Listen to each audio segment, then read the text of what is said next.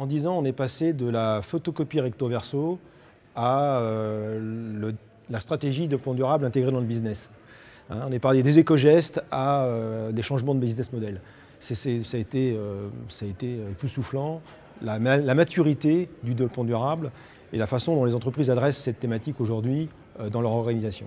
Donc on a vu quand même que les entreprises étaient pleinement emparées de cette thématique, on allait bien au-delà de la communication. On se rappelle qu'il y a 10 ans, c'était des enjeux de posture, de communication. On parlait de greenwashing beaucoup dans les entreprises. On en parle de moins en moins. On voit bien qu'aujourd'hui, c'est un sujet central, un sujet qui concerne la stratégie de l'entreprise. Et je pense que c'est en grande partie, bien sûr, lié aux événements climatiques, aux événements internationaux qui montrent que de plus en plus les scientifiques avaient raison.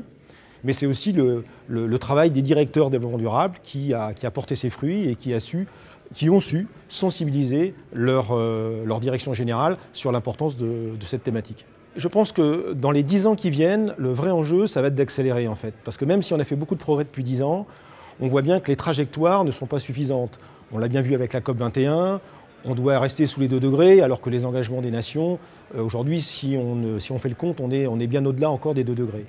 Donc il y a des enjeux qui sont colossaux, on le sait bien. Il va falloir qu'on accélère, qu'on change de braquet.